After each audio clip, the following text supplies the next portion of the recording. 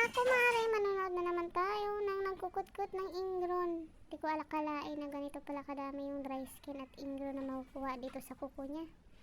May mga ganitong kuko pala na sobrang daming dry skin na hindi naman napalinisan siguro ng matagal.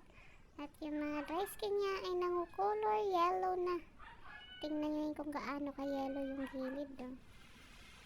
Oh, ang lambot. Ano kayo nilagay nilang gamot dito para maging ganito yung dry skin na nag-angatan? Ayun oh. Hanggang pati ilalim yung pagkuha niya. Naangat. Para ng rubber yung dry skin niya sa sobrang dami. Tsaka sobrang kapal. Naninilaw. Ano po ba yung paninilaw niyan? Sa gamot po ba yan? O naninilaw talaga siya dahil sa sobrang tagal na bago-bago na palinisan. Ayan, panoorin natin hanggang dulo kung gaano kalinis ito. Kung malilinis ba talaga niya ng maayos. Ayan, buong buo yung mga dry skin. Ang kati-kati siguro niyan. Yung gilid naman sa pinakailalim na mamuti. Pag mga ganito, malamang binababad to muna sa tubig tapos silagyan ng gamot. Yung gamot na mga pampaangat ng mga dry skin. Kaya tingnan mo yan oh. Sobrang kapal naman ng dry skin. Grabe. Nakakatuwa pag ganito yung mga lilinisan mo, no? Parang hindi nakakaboring sa sobrang daming laman. Yung kuko pala niya, hindi lang dry skin ang meron, kundi nagka-nail fungus na rin. Kung tutuusin, kung sa madaling salita, medyo damage na yung kanyang kuko. Ang ayoko lang sa mga ganitong paglilinis yung nilalagyan ng gamot kasi lalong kumakapal yung mga ingron at kalyo pagdating ng araw pag bumabalik na. Kasi tingnan nyo yung space sa gilid ng kuko. Sobrang laki na. Siyempre pag nagkaroon ng dry skin yan, mapupuno ulit yan. Lalong dadami. Ayun. Parang pwede na nga lang hilain yung dry skin niya sa sobrang lambot at kapal. Nahahawakan na ng kamay eh. Ayun, hanggang kinailam-ilaliman yung mga dry skin. Wait. Ayun. Kati niyan.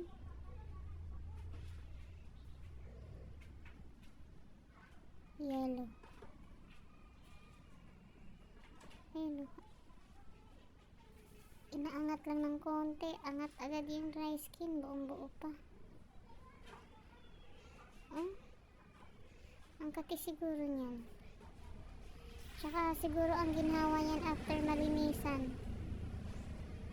Kasi tinanggal talaga yung mga mga naka dyan, mga tagal lang nakababad na dry skin. Kati niyan. Hilain mo na lang kaya yan, huwag mo na itulak-tulak.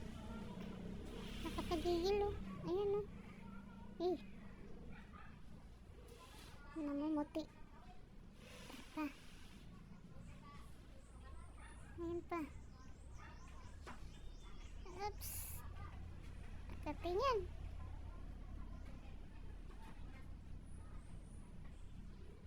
Kung ako yun, hilain ko na diretso yan. Huwag mo na itulak-tulak, hilain mo na para di masakit. Ayan o. Lalabas na yan. Konting push na lang. Makukuha na yan. Ayan o. Push pa. Ayan na. Laki. Ang kati.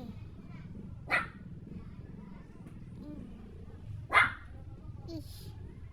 Ang tagal naman tanggalin yan. Hilain mo na. Ay. Ayan, laki. Parang papel. Dami no. Hinaluan na ng kalyot ingron. Magkasama na pati dry skin.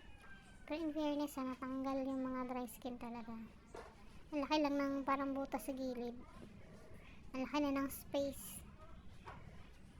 Tsaka yung dilaw na kuko parang hindi niya kinuha.